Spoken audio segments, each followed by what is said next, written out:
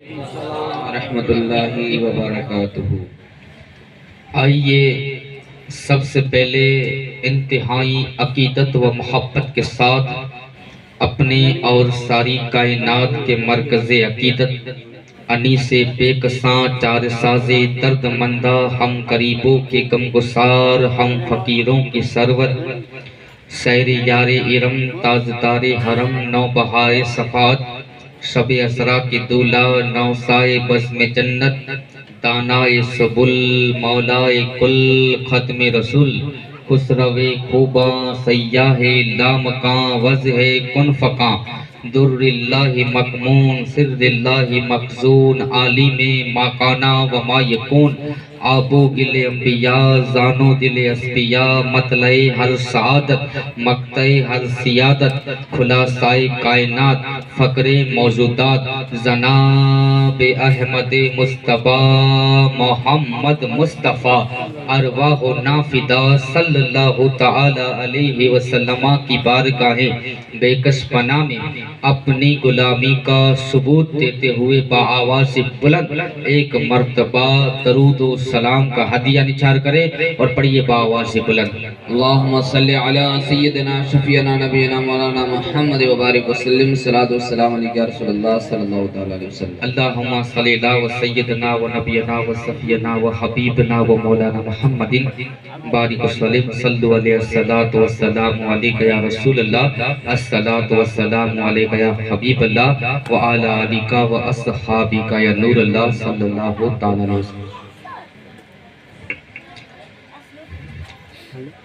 ज़मीनो ज़मां तुम्हारे लिए मकीनो मकां तुम्हारे लिए ज़मीनो ज़मां तुम्हारे लिए मकीनो मकां तुम्हारे लिए चुनीनो चुना तुम्हारे लिए बदन में है जान तुम्हारे लिए दहन में ज़बां तुम्हारे लिए हम आए यहाँ तुम्हारे लिए उठे भी वहाँ तुम्हारे लिए उठे भी वहाँ तुम्हारे लिए। मेरे प्यारे अजीज दोस्तों, आज की ये बाबरकत महफिल एक शादी खाना आबादी के मौके पे रखी गई है। सबसे पहले अल्लाह पाक की बारगाह में दुआ करते हैं कि अल्लाह पाक इस महफिल पाक के सदके होने वाली शादी में बेपनाह बरकतें अता फरमाए, होने वाली शादी में अल्लाह पाक बेपनाह मोहब्बतें अता फरमाए, दुल्हा दुल्हन के बीच में दोनों कबीलों के बीच में अल्लाह पाक इत्तेहाद मोहब्बतें अता फरमाए। मेरे प्यारे अजीज दोस्तों, आज पूरी दुनिया का अगर जायजा लिया जाए तो दुनिया का हर इंसान आज बेकरार नजर आ रहा है, दुनिया का हर इंसान बेचैन नजर आ रहा है, दुनिया का हर इंसान बेबस नजर आ रहा है, दुनिया का हर इंसान सुकून की तलाश में भटकता हुआ नजर आ रहा है। आखिर ये बेकरारी की वजह क्या है? आखिर ये बेबसी की वजह क्या है? आखिर बेकरार दिलों को करार कैसे मिले? आखिर सुकून कहां से हासिल करें? आखिर बेचैन दिलों को करार कैसे मिले? तो मेरे प्यारे अजीज दोस्तों, जब ये दुनिया आज बेकरारी की तलाश में है, बेबसी के आलम में डूबी हुई है, तन्हाई के आलम में रोती हुई नजर आ रही है, आज ये दुनिया सुकून की तलाश में भटकती हुई नजर आ रही है, तो इसकी मुख्तसर वजाहत में आपके सामने कर दूं कि जब महबूब के बगैर कोई जिंदगी गुजारे तो जिंदगी बेबसी नजर आती है, महबूब के बगैर कोई जिंदगी गुजारे तो बेकरारी ही नजर आती है, महबूब के बगैर अगर कोई जिंदगी गुजारे तो उसमें तन्हाई तन्हाई नजर आती है। अब महबूब चाहिए बेकरारियों को दूर करने के लिए। देखिए, जब इंसान महबूब के बगैर जिंदगी गुजारता है तो जाहिर सी बात है, देखिए अगर महबूब के बगैर अगर जन्नत भी मिल जाए, महबूब के बगैर अगर जन्नत भी मिल जाए तो आदम जैसा नबी भी तन्हाई महसूस करता है। महबूब के बगैर अगर जन्नत मिल जाए तो आदम शफी जैसा अल्लाह का पैगंबर भी जन्नत में कमी महसूस करता है। तो महबूब ही दिलों को करार देता है, महबूब ही बेचैन दिलों को महकाता है, महबूब ही जिंदगी जीने का तरीका देता है, महबूब ही बेरुखी को दूर करता है, महबूब ही तन्हाइयों को दूर करता है, महबूब ही बेचैन दिलों को करार देता है, महबूब ही बेकरार दिलों को करार देता है। लेकिन आओ इस दुनिया की मंडी के अंदर, इस दुनिया के कारखाने के अंदर महबूब बनाए किसे? आखिर महबूब किसे बनाया जाए?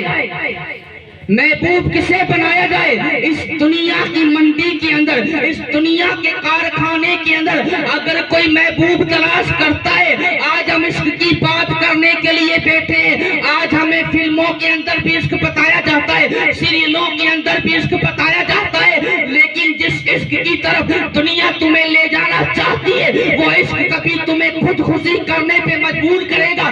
जिस तरफ तुम इसके पीछे दौड़ते हुए नजर आ रहे हो वो इश्क तुम्हें कभी मरने के लिए मजबूर करेगा, वो इश्क कभी तुम्हें डूबने के लिए मजबूर करेगा, वो इश्क कभी रेल की पटरियों पे लेटने के लिए मजबूर करेगा। अरे मोहब्बत चाहिए, महबूब चाहिए, लेकिन महबूब बनाए किसे? जिसे हम मोहब्बत करते हैं वो कभी बदनाम करती है, हम जिसे हम मोहब्बत करते हैं वो कभी गुमनाम करती है, जिसे हम मोहब्बत करते हैं वो कभी, देखिए मोहब्बत है, मोहब्बत का मयार है, मोहब्बत गुमराह भी करती है, मोहब्बत गुमनाम भी करती है और मोहब्बत नेक नाम भी करती है, मोहब्बत उरूज पे ले जाती है, मोहब्बत पस्त भी हाल करती है, मोहब्बत जिंदगी भी देती है, मोहब्बत मौत भी देती है, मोहब्बत तन्हाइयां भी देती है, मोहब्बत जिंदगी जीने का सलीका भी देती है, मोहब्बत जिंदगी भी देती है, मोहब्बत मौत भी देती है। लेकिन आखिर किसे बनाए? जिसे हम मोहब्बत करते हैं और जिसे हम इश्क कहते हैं, जिसे हम महबूब समझते हैं, वो तो कभी तड़पता हुआ छोड़ देता है, कभी रेल की पटरियों पर लेटने के लिए मजबूर करता है, कभी डूबने के लिए मजबूर करता है, कभी जिंदगी से हाथ धोने पे मजबूर हो जाते हैं, कभी झेल के प्याले पीने पे मजबूर हो जाते हैं। आओ उस इश्क की तरफ मैं ले चलता हूँ जो इश्क तुम्हें पस्तहाल नहीं करता बल्कि वो इश्क बुलंदियां अता करता है। आओ मैं उस इश्क की बात करता हूँ जो इश्क तुम्हें गुमनाम नहीं करता, तुम्हें नेक नाम करता है। आओ इस इश्क की बात करता हूँ जो तुम्हें मौत नहीं जिंदगी जीने का सलीका देता है। अरे आओ मैं उस मोहब्बत की बात करता हूँ जो बेकरारियां नहीं बल्कि करार देता है और उसी इश्क को इश्क मुस्तफा कहा। अल्लाहु अकबर, या रसूल अल्लाह। उसी इश्क को इश्क मुस्तफा कहा जाता है, उसी को इश्क मुस्तफा कहा जाता है। अफसोस लेकिन हम किस मोहब्बत की तरफ जा रहे हैं? हमने किसे महबूब बनाया? किसी ने इस दुनिया में आने के बाद दौलत को महबूब बनाया है, किसी ने इस दुनिया में आने के बाद दौलत को महबूब बनाया तो फिर वो वक्त का कानून बन गया।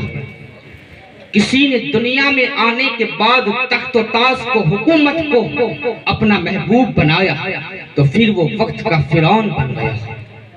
आज भी फिरौन की लाश हमारे लिए इबरत का निशान है कि जिसने इन लोगों से मोहब्बत की उनका हाल क्या हुआ। जिस किसी ने दौलत से मोहब्बत की वो कारून हो गया, जिसने तख्त-ओ-ताज हुकूमत से मोहब्बत की वो कारून हो गया, जिसने एक औरत से मोहब्बत की वो वक्त का मजनू हो गया, जिसने मर्द से मोहब्बत की वो लैला हो गई। आज उनकी कब्रों के निशान तक मौजूद नहीं। देखिए मैं जिस इश्क की आज बात करने के लिए आया हूँ, थोड़ी देर आप लोगों की तवज्जो का तलबगार हूँ।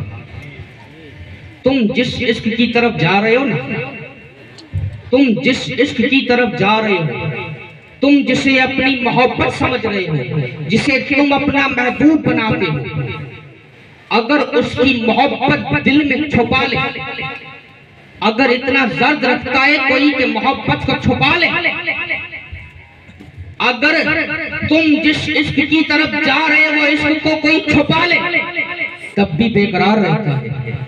तुम जिस इश्क की तरफ जा रहे हो उसे अगर कोई छुपा ले तब भी तन्हाइयां मिलती है, तब भी रेल की पटरियों पे जाने के लिए मजबूर करता है। अरे छुपाया तो नुकसान, अगर उसी इश्क को जाहिर कर दे तो गलियों में निकलने के लिए इज्जत चली जाएगी। वो मोहब्बत तुम्हें इज्जत नहीं जिल्लत देगी, वो जिल्लत की जिंदगी में, जिल्लत की वादियों में तुम्हें डूबने के लिए मजबूर कर देगी। अगर तुमने अपने इश्क को जाहिर कर दिया तो मिंबर पर बैठने की ताकत नहीं रखेगा, इज्जत चली जाएगी, वकार चला जाएगा।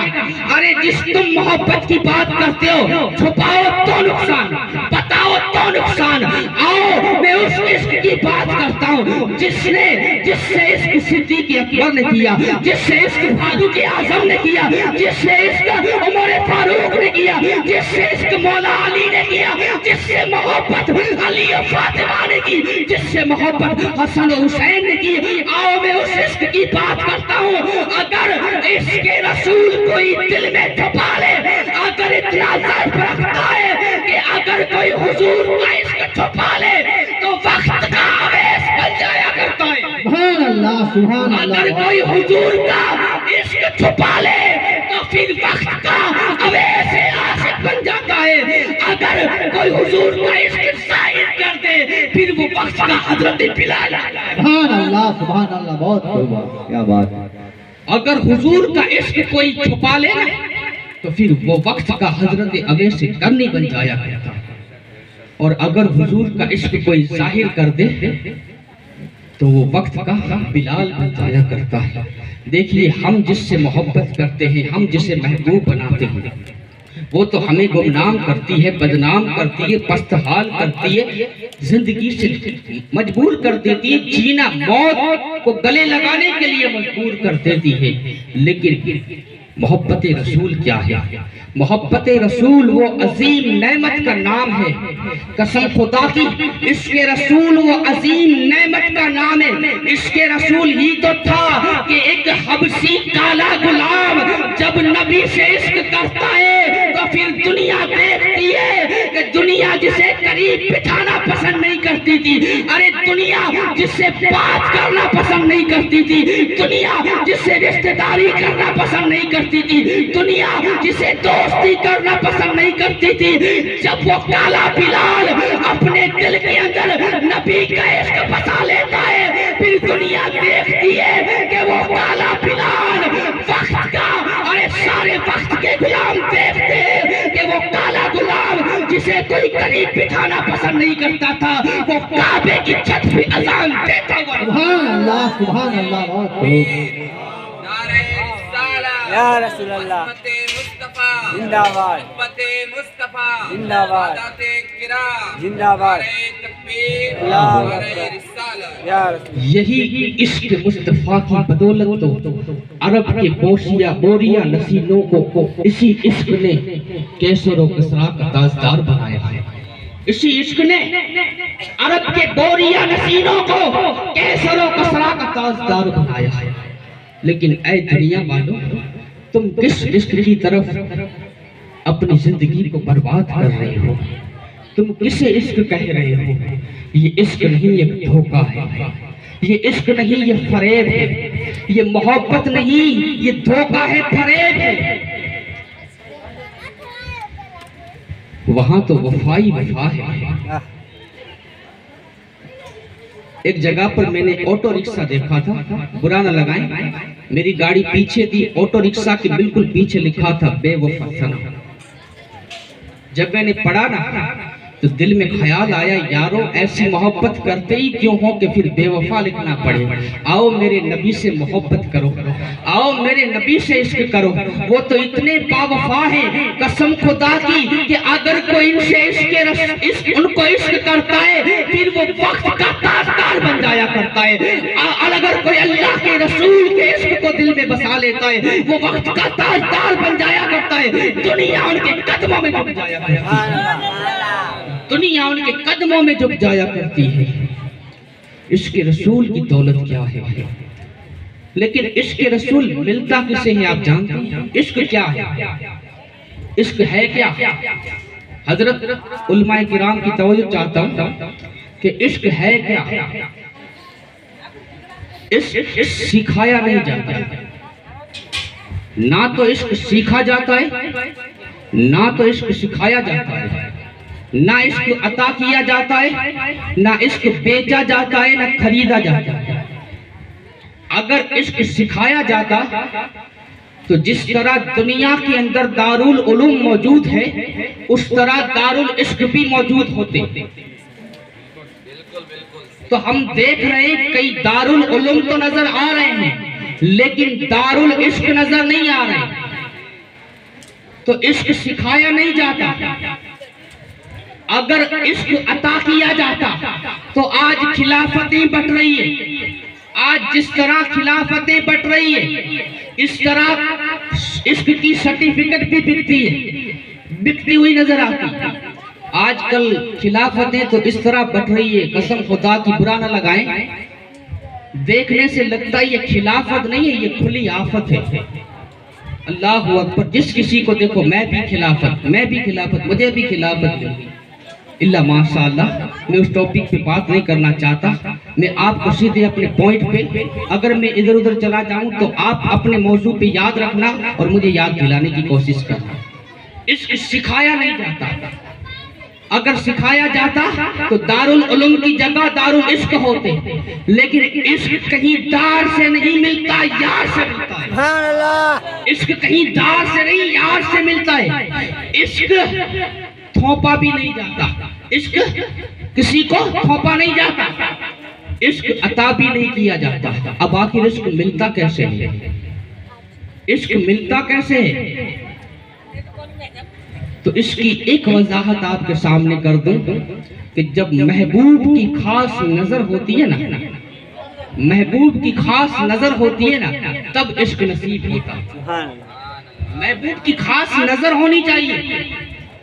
वो किसी ने कहा है ना कि इश्क एक तरफ हो तो सजा देता है, इश्क दोनों तरफ हो तो बजा देता है। इश्क नसीब कैसे होता है? पहले आप समझ लें कि इश्क कहीं मार्केट में बिकता नहीं है। अगर बिकता होते तो बड़े बड़े अमीर जादे बाजारों से इश्क खरीद लेकर आते, बेचा जाता तो बड़े बड़े अमीर बेचते। लेकिन ना तो इश्क सिखाया जाता है, ना अता किया जाता है, ना पढ़ाया जाता है, ना अता किया जाता है, ना बेचा जाता है, ना खरीदा जाता है। पता चला इश्क मिलता ही उसे है जिस पर महबूब की खास नजर हो, महबूब के खास करम हो। कसम खुदा की, अगर महबूब न चाहे तो देखने वाला अबू जहल भी इश्क से महरूम हो जाया करता है। और अगर महबूब की नजर हो जाए तो बिन देखे कोई अवैसे करनी नजर सुभान अल्लाह। अल्लाहु अकबर। या रसूल अल्लाह। जिंदाबाद जिंदाबाद। अगर महबूब न चाहे तो देखने वाला अबू बकर भी मोहब्बत से महरूम हो जाएगा। अगर महबूब न चाहे ना तो देखने वाला भी ईमान नहीं लाता, देखने वाला भी इश्क नहीं कर सकता है जब तक महबूब की नजर ना हो। और अगर महबूब चाहे तो बिन देखे कोई अवैसे करनी नजर आता है, बिन देखे कोई अवैसे करनी नजर आता है। लेकिन महबूब की नजर खास किस पे होती है आपको मालूम है? अब ये भी पता कर लो महबूब की नजर किस पे होती है। कसम खुदा की, जिसके दिल में, ये बात गौर कर ले कि जिसके दिल में अहले बैत की मोहब्बत है, उसी पर महबूब का करम होता है। सुभान अल्लाह। उसी पर महबूब का करम होता है। कसम खुदा की, अगर दिल में इसके अहले बैत नहीं, चाहे तुम कितने भी इसके दावे कर लो, तुम कुछ भी हो सकते हो, लेकिन आसी के रसूल नहीं हो सकते हैं। आसी के रसूल होने के पहले शर्त है कि दिल में अहले बैत से मोहब्बत होनी चाहिए। हसन अली फातिमा से मोहब्बत होनी है, हसन फातिमा से मोहब्बत चाहिए, हसन हुसैन से मोहब्बत चाहिए, यानी उनकी अहले बैत, उनकी आने वाली औलाद से मोहब्बत होनी चाहिए। तभी दिल में इश्क़ रसूल पैदा होगा। और आपको जानना चाहिए, अभी एक और काबिल गौर बता दूं आपको, इसके रसूल के लिए दिल का पाक होना जरूरी है। इसके रसूल के लिए दिल का पाक होना जरूरी। दिल कैसे पाक होता है मालूम है आपको? दिल जो होता है ना, दिल के आर पार नसें होती है, नलियां होती है, जिससे खून आर पार गुजरता है और खून दिल को फिल्टर करता है और खून के हलन चलन से दिल पाक होता है।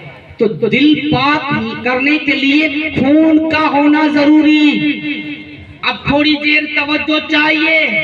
अब बताया गया कि इसके रसूल के लिए दिल का पाक होना जरूरी है और अहले बैत की मोहब्बत के लिए खून का पाक होना जरूरी है। जिसका बाप एक हो, जिसकी मां एक हो, उसका ही खून पाक होता है और जिसका खून पाक होता है उसके दिल में अहले बैत की मोहब्बत होती है और जिसके दिल में अहले बैत की मोहब्बत होती है वही आसी के रसूल। अल्लाह, नारे तकबीर, नारे रिसालत, अस्मते मुस्तफा, अहले बैते मुस्तफा, नारे तकबीर, नारे रिसालत। इसलिए जो आयत करीमा मैंने तिलावत कही ना, उल्लासलकुम अलैहि अजरन इल्लल मवद्दतल फिल कुर्बा, ऐ महबूब कह दो इन्हें तो वो तेरी पहले बैत से मवद्दत करे। क्या करे? मवद्दत करे। बाप सोच में पड़ जाएंगे, मोहब्बत तो सुना है लेकिन ये मवद्दत क्या है? हमारे मोइनुद्दीन बापू को ये बात पता है। हमारे बीच में बहुत सारी ऐसी बातें चलती रहती है। देखिए, मोहब्बत और इश्क में भी फर्क होता है। मोहब्बत और इश्क में भी फर्क होता है। मोहब्बत जिस किसी से होती है ना, मोहब्बत जिस किसी से होती है तो अपना भी ख्याल रहता है और महबूब का भी ख्याल रहता है। ये मोहब्बत का मयार है कि मोहब्बत जिस किसी से होती है, अभी बाबू, मोहब्बत जिस किसी से हो जाए तो अपना भी ख्याल रहता है और महबूब का भी ख्याल रहता है। लेकिन जब इश्क हो जाए तो फिर अपना ख्याल नहीं रहता, महबूब का ही ख्याल। जब इश्क किसी से हो जाए ना फिर अपना ख्याल नहीं रहता। इसलिए एक काबिल गौर बता दूं कि हजरत जिब्रील अमीन ने मेरे नबी से मोहब्बत की थी, मोहब्बत, इश्क नहीं किया। उलमाए किराम की तवज्जो, क्योंकि इश्क करने के लिए दिल चाहिए, दिल। इश्क करने के लिए दिल चाहिए और फरिश्ते दिल से पाक है। जिब्रील ने अल्लाह के रसूल से मोहब्बत की थी, इश्क नहीं किया था। इसलिए तो सिदरतुल मुंतहा पे जब मेरे मुस्तफा ने कहा ए जिब्रील आगे चल, ए जिब्रील आगे चल, जिब्रील अर्ज करते हैं या रसूल अल्लाह इससे आगे मैं नहीं जा सकता, या हबीब अल्लाह इससे आगे मैं नहीं जा सकता। हुजूर आका अगर इससे आगे मैं गया तो फिर मेरे नूरी पर जला दिए जाएंगे, हुजूर में जला दिया जाऊंगा। ये मोहब्बत का मयार है कि अदब से महबूब को इनकार भी कर दिया और अपना भी ख्याल रहा कि अगर सिदरतुल मुंतहा से आगे गया तो फिर जला दिया जाऊंगा। ये मोहब्बत है कि जिस किसी से होती है अपना भी ख्याल रहता है, महबूब का भी ख्याल रहता है। लेकिन इश्क का दावा ये है, इश्क का मयार ये है, कसम खुदा की मेरा ईमान कहता है, मेरा यकीन कहता है कि अगर सिदरतुल मुंतहा पे मेरे मुस्तफा अवैस को कहते, सिदरतुल मुंतहा पे मेरे मुस्तफा अली को कहते, सिदरतुल मुंतहा पे मेरे मुस्तफा अगर बिलाल को कहते कि बिलाल आगे चल, अवैस आगे चल, अली आगे चल, कसम खुदा की सहाबा ने वो मुस्तफा से इश्क किया था कि अगर मुस्तफा कह देते तो वो चलना तो गवारा कर सकते थे लेकिन महबूब को इनकार नहीं कर सकते। महबूब को इश्क से, अगर महबूब से इश्क हो जाए ना तो फिर खुद की परवाह नहीं होती है, फिर तो अब महबूब का हुक्म हो जाए तो जल जाए। ए इश्क तेरे सदके जलने से छुटे सदके, वो आग लगाई है जो आग बुझा। मेरे प्यारे अजीज दोस्तों, ये इश्क है। अब देखिए, अब मैंने आपको मोहब्बत और इश्क समझाया। मोहब्बत समझ गए? मोहब्बत समझ गए ना? आप थके तो नहीं है ना? नहीं नहीं नहीं। मोहब्बत का एक मयार है कि जिस किसी से होती है अपना भी ख्याल रहता है, महबूब का भी ख्याल रहता है। और इश्क का एक मयार है, देखिए मोहब्बत जब अपने उरूस पे पहुंचती है, मोहब्बत जब हद से बढ़कर उरूस पे पहुंचती है तो वो इश्क बन जाती है। और फिर जब किसी से इश्क होता है तो फिर अपना ख्याल नहीं रहता, महबूब का ही ख्याल रहता है। लेकिन इश्क जब उरूस पे पहुंचता है तो वो फिर मवद्दत बन जाया है। अब अल्लाह पाक ने क्या फरमाया कि कुल्ला असलकुम अलैहि अजरन इल्लल मवद्दतल फिल कुर्बा, ऐ महबूब कह दो इन्हें कि वो तुम्हारी अहले बैत से मवद्दत करें। क्या करने का हुक्म आया अहले बैत से? मवद्दत। एक होती है मोहब्बत और एक होती है मवद्दत, दोनों में फर्क क्या है? देखिए मोहब्बत का भी एक मयार है कि मोहब्बत जिस किसी से हो जाए ना तो जब तक महबूब हयात हो, महबूब हयात हो तब तक मोहब्बत होती है। लेकिन महबूब का इंतकाल हो जाए तो उसके बगैर मुहिब रह लेता है।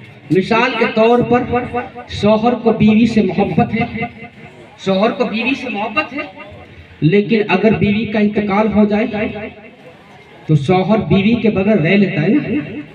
रह सकता है ना? रह लेता है। बीवी को शौहर से मोहब्बत है, अगर शौहर का इंतकाल हो जाए तो बीवी शौहर के बगैर रह लेती है।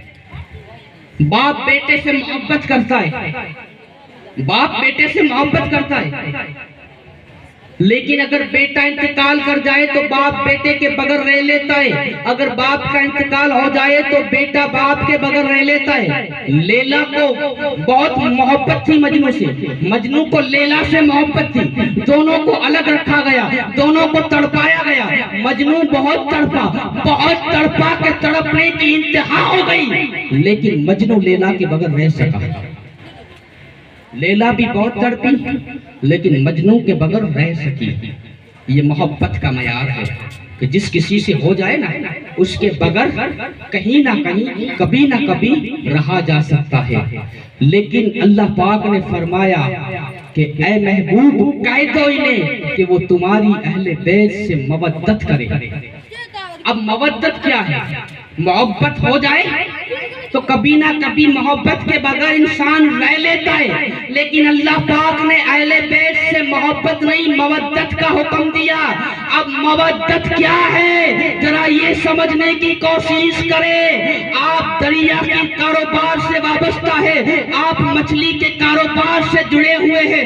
आपको मैं बताऊं कि जब आप दरिया से मछली को निकालते हैं तो मुझे बताएं कि मछली जिंदा रहती है या जीना छोड़ देती है। मैं आपको बताऊं यही मवद्दत का मयार है कि मछली और पानी का जो ताल्लुक है, मछली और पानी का जो रिश्ता है वो मोहब्बत का रिश्ता नहीं है, वो मवद्दत का रिश्ता है। मछली को पानी से मोहब्बत नहीं है, मवद्दत है। और अगर मवद्दत जिसे हो जाए फिर उसके बगैर नहीं रहा जाता। अल्लाह पाक ने अहले बैत से मवद्दत करने का हुक्म दिया। जिसके दिल में अहले बैत की मोहब्बत नहीं, कसम खुदा की वो जितना भी जिंदा है वो हमारी नजर में मुर्दा है। और जिसके दिल में अहले बैत की मोहब्बत है, मवद्दत है, अगर वो मर भी जाए तो कब्र को भी अंदर वो जिंदगी अता फरमाता है, कब्र के अंदर भी वो जिंदा रहता है। अब पानी और मछली का ताल्लुक देखें। थोड़ी देर आप लोगों की तवज्जो चाहूंगा, ज्यादा वक्त मैं भी नहीं लेना चाहना, काफी वक्त होता हुआ नजर आ रहा है। थोड़ी देर आप लोगों की तवज्जो चाहता हूँ। देखिए मोहब्बत के बगैर किसी कभी ना कभी कहीं ना कहीं किसी के बगैर रहा जा सकता है। जिस किसी से मोहब्बत हो जाए उसके बगैर कहीं ना कहीं इंसान रह लेता है, तड़पता है लेकिन रह लेता है।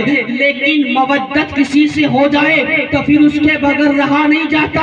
अब देखें मछली जो है पानी से मोहब्बत नहीं करती, मछली पानी से मवद्दत करती है।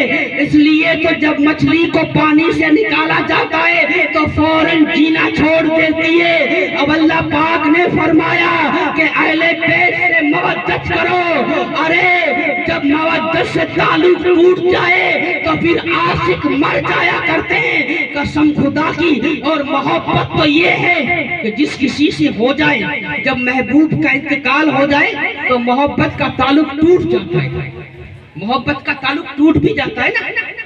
मिसाल के तौर पर कि शौहर को बीवी से मोहब्बत है लेकिन बीवी इंतकाल हो जाए, बहुत मोहब्बत थी इस बीवी से, बेइंतहा मोहब्बत थी बीवी से कि बीवी की मोहब्बत में ताजमहल तक बना दिए हमने, बीवी के नाम पर समरकंद और बुखारा जैसे शहर भी बना दिए हमने। हमसे भी ज्यादा बीवियों से कोई मोहब्बत कर सकता है? आज ये लोग हमें 3 तलाक के मुद्दे समझाते हैं। जो हमने मोहब्बतें की है, कसम खुदा की तारीख में ऐसी मोहब्बत किसी ने की नहीं है। कसम खुदा की जब शौहर बीवी से मोहब्बत करता है तो कभी उसके नाम पर समरकंद और बुखारा जैसे शहर बनाता है और कभी ताजमहल जैसी इमारत बनाता है। ये तो शौहर की मोहब्बत का आलम है, ये तो शौहर की वफादारी है कि अगर शौहर मोहब्बत करे तो समरकंद और बुखारा जैसे शहर बसते हैं और ताजमहल जैसी इमारत बनती है। और अगर बीवी मोहब्बत करे और बीवी मोहब्बत में वफा करे और वफादारी करे तो फिर मक्का जैसा शहर बसता है और काबे जैसी। अगर बीवी शौहर से मोहब्बत में वफादारी करे ना तो मक्का जैसा शहर बसता है, काबे जैसी इमारत बनती है। उलमाए किराम बैठे तारीख पढ़े मक्का कैसे बना। जब अल्लाह के खलील हजरत इब्राहिम ने कहा कि ए हाजरा अब तुम्हें इसी नखलिस्तान में रहना है जहाँ पानी का कतरा भी मौजूद न था। हजरत हाजरा ने कहा मेरे शौहर अगर इसमें तुम राजी हो तो आप मुझे साबिर पाओगे, आपकी मोहब्बत में मैं इसी जगह पर अपनी जिंदगी गुजार दूंगी। शौहर की मोहब्बत पर जिस औरत ने वफा का सबूत दिया अल्लाह पाक ने उसी जगह पर आबे जमजम को जारी फरमाया, उसी जगह पर अल्लाह पाक ने आबे जमजम को जारी फरमाया। हमसे भी ज्यादा कोई मोहब्बत कर सकता है? बात कर रहा था मोहब्बत की, याद रखना मैं भी कहीं आगे पीछे न चला जाऊं कि मोहब्बत जिस किसी से हो जाए ना, मिसाल के तौर पर कि अगर शौहर को बीवी से मोहब्बत है लेकिन बीवी इंतकाल कर जाए, बेइंतहा मोहब्बत थी, बेपनाह मोहब्बत थी लेकिन इंतकाल हो गई तो जितनी भी मोहब्बत थी मोहब्बत का ताल्लुक टूट गया, टूट जाता है ना भाई। 1 साल के बाद फिर दूसरी बीवी से निकाह हो जाता है तो पहली बीवी से मोहब्बत थी ना, लेकिन जब तक हयात थी तब तक जब उसका इंतकाल हो गया उसका ताल्लुक टूट गया तो मोहब्बत का भी ताल्लुक टूट गया। लेकिन मवद्दत उस अजीम नेमत का नाम है कि जिस किसी से हो जाए ना फिर जिंदगी जीने में भी उसका साथ नहीं टूटता, और जिस किसी से मवद्दत हो जाए मरने के बाद भी उससे ताल्लुक नहीं टूटता है। कसम खुदा की आप देखें कि जब मछली को पानी से निकाला जाता है मछली जीना तो छोड़ देती है लेकिन जिससे मवद्दत करती है, जिससे मवद्दत का ताल्लुक करती है उससे अपना ताल्लुक नहीं तोड़ती है। आप दुनिया की बड़ी सी बड़ी कीमती डिशें उठा कर लाए, आप बर्गर की डिश उठा कर लाए, आप पिज्जा की डिश उठा कर लाए, आप चाइनीज उठा कर लाए, आप कोई और डिश उठा कर लाए, आप डोसा उठा के लाए, आप कोई पनीर की डिश उठा के लाए, कोई आलू की सब्जी लेकर आए, दुनिया की महंगी डिश आप खा ले, आपको डिश खाने के बाद कभी प्यास नहीं लगेगी। लेकिन आप मछली की डिश खाएं, मछली की डिश खाने के बाद आपको प्यास की शिद्दत लगेगी। गोया ये मछली अपनी मवद्दत का सबूत दे रही है कि जिस किसी से मवद्दत हो जाए फिर मरने के बाद भी उससे ताल्लुक नहीं टूटता।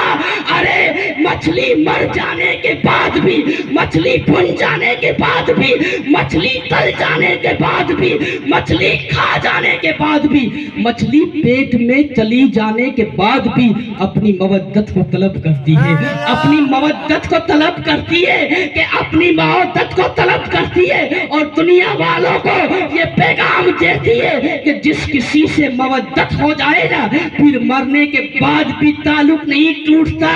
अगर कसम खुदा की, अगर कोई अहले बैत से मवद्दत कर ले, कसम खुदा की कब्र में भी चला जाए ना, तारीख का वाक़या उठा के पढ़े, वो गौस पाक का धोबी जब उसका इंतकाल हो गया, उसको जब कब्र में लिटा दिया गया, जब उसकी कब्र को बंद कर दिया गया, सारे लोग इधर उधर चले गए, मुनकर नकीर आए, मन रब्बू का, बता तेरा रब कौन है? उसने कहा मैं गौस पाक का धोबी हूँ। उसने कहा मन रब्बू का, कहा मैं गौस पाक का धोबी हूँ। फरिश्तों ने कहा माँ दीनों का, बता तेरा दीन क्या है? उसने कहा मैं गौस पाक का धोबी हूँ। मर गया है, कब्र के अंदर है, लेकिन मवद्दत थी ना गौस पाक से। अब तो कहें सुभान अल्लाह, आखिरी जुमला है मेरी गुफ्तगू का, आखिरी जुमला।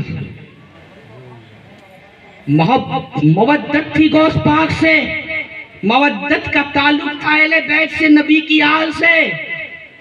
कहा कि मैं गौस पाक का धोबी हूँ, कहा कि रब के बारे में अकीदा पता, का मैं गौस पाक का धोबी, कहा दीन के बारे में अकीदा पता, कहा मैं गौस पाक का धोबी, कहा इस शख्स के बारे में तेरा अकीदा क्या था?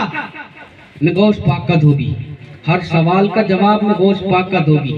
अब यहाँ एक बात और आपको ऐड कर दूं, या ऐड कर दूं, उलमाए किराम बैठे हैं। असल में जब ये वाक़या बयान किया जाता है ना, तो लोग ये समझते हैं कि उसे कुछ आता नहीं था, अनपढ़ था, जाहिल था, गवार था।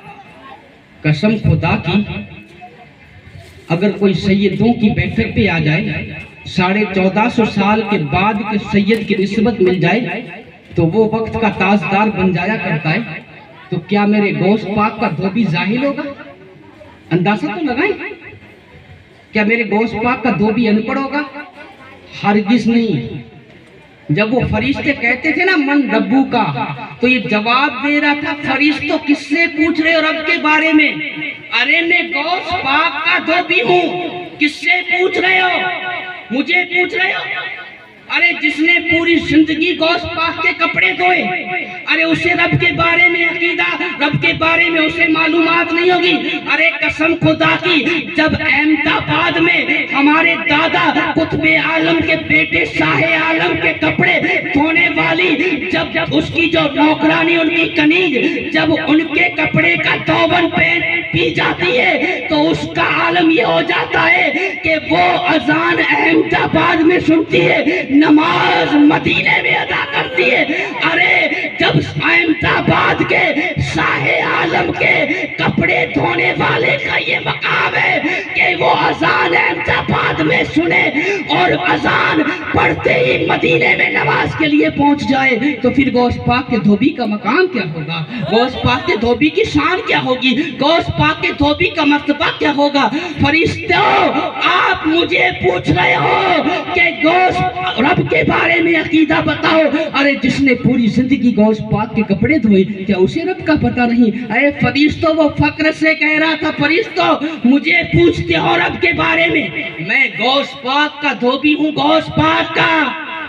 लेकिन फरिश्ते नहीं माने, कहीं ये बात नहीं चलेगी, जवाब देना पड़ेगा। जवाब चाहिए, बिल्कुल जवाब चाहिए। तुम अपनी तरफ से जो कुछ भी जवाब देते हो नहीं चलेगा, जवाब चाहिए।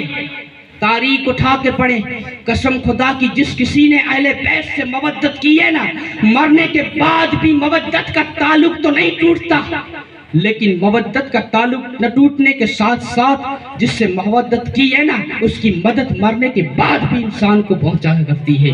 जब कब्र के अंदर फरिश्ते उसकी बात को नहीं माने, फरिश्तों ने जंजीरें उठाई, मारना चाहा, उसने कब्र के अंदर से अपनी मवद्दत को पुकारा, कहा या गौस अल मदद, कहा या गौस अल मदद।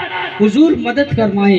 तारीख उठा के पढ़े वाक़या किताबों के सुनहरे पन्नों में दर्ज है कि गौस पाक बगदाद की गलियों को छोड़ के फौरन अपने धोबी जिसने आपसे मवद्दत की थी उसकी कब्र में तशरीफ ले आते हैं। फरिश्तों से जंजीरें छीन कर फरिश्तों को वहां से भगा देते हैं। मेरे प्यारे अजीज दोस्तों, अल्लाह पाक ने फरमाया, ऐ महबूब कह दो इन्हें यानी कह दो इन कौम से, कह दो इन उम्मत से कि वो तुम्हारी अहले बैत से मवद्दत करे। मेरे प्यारे अजीज दोस्तों, कसम खुदा की, चाहते हो दुनिया में तुम्हें तरक्की मिल जाए, चाहते हो दुनिया में तुम्हें उरूस मिल जाए, चाहते हो तुम्हें दुनिया में कामयाबी मिल जाए, कामयाबी तुम्हारे कदमों में चूमे, कसम खुदा की अहले बैत से वफादार हो जाओ, अहले बैत की गुलामी में शामिल हो जाओ। अहले बैत से कभी लड़ने की कोशिश न करना, अहले बैत से कभी जीतने की कोशिश नहीं करना। तारीख उठा के पढ़े, जो अहले बैत से जीतने जाता है वो वक्त का यजीद बन जाता है, और जो अहले बैत से हार जाता है वो वक्त का हजरत जुनैद बगदादी। जो अहले बैत से हार जाता है ना, वो वक्त का जुनैद बगदादी बन जाता है। मेरे पास वक्त नहीं है कि मैं ज्यादा तफसीर में बयान करूं, लेकिन मेरे प्यारे अजीज दोस्तों, चाहते हो कि तुम्हें कामयाबी मिले, हर फील्ड के अंदर अल्लाह तुम्हें उरूज अता फरमाए, कामयाबी अता फरमाए, तो अहले बैत से मोहब्बत करो, अहले बैत के दामन से वाबस्ता हो जाओ, अहले बैत की मोहब्बत में जियो, अहले बैत की मोहब्बत में मरो। कसम खुदा की, जो अहले बैत भी मोहब्बत में जिंदगी जी गया उसका जीना भी कामयाब वाला हो गया, और जो अहले बैत की मोहब्बत में मर गया उसका मरना भी कामयाब वाला हो गया। अल्लाह की बारगाह में दुआ है कि अल्लाह पाक आज की हमारी इस गुफ्तगू को अपनी बारगाह में सर्फ़े कबूलियत अता फरमाए, और जिस शादी खाना आबादी मौके पे ये मिलाद मुस्तफ़ा की है, अल्लाह पाक इस महफिल पाक के सदक़े में इस शादी को खाना आबादी अता फरमाए। अल्लाह पाक हम सब की हाज़िरियों को नसीब फरमाए। वाखिर दवाना अनिल हम्दुलिल्लाहि रब्बिल आलमीन। सलात